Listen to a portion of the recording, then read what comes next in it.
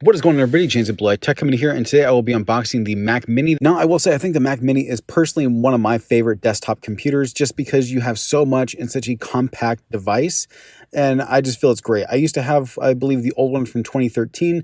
This is their newest one. This particular model I'll be unboxing today has a 6-core Intel i5 processor and actually comes with 512 gigabytes of storage, which I do feel is actually a decent amount of storage for a desktop. I think anything less than that, you might actually be cutting it close with actually the amount of storage you'll be having.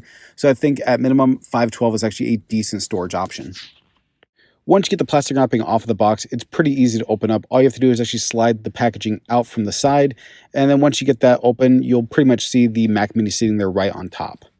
Now, the first thing you'll notice as soon as you take the Mac Mini out of the box is that there is some weight to it. It does not feel lightweight at all. You can definitely tell there's some heft. And that is the one thing I love about Mac products is you can definitely tell they put a lot of quality into the design of their products, and the Mac Mini is no exception.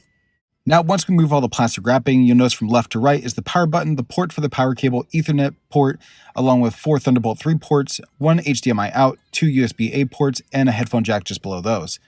Now, in addition to the Mac Mini, you also get the typical paperwork you get with every Apple product, and let's just be honest, nobody really looks at that paperwork. We'll just throw it off to the side over here, and you also get the 2 Apple stickers as well.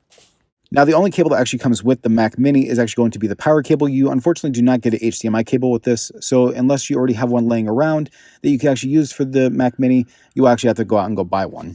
Now, I will be pairing this with the Triathlon M720 and the Ergo KH60 by Logitech.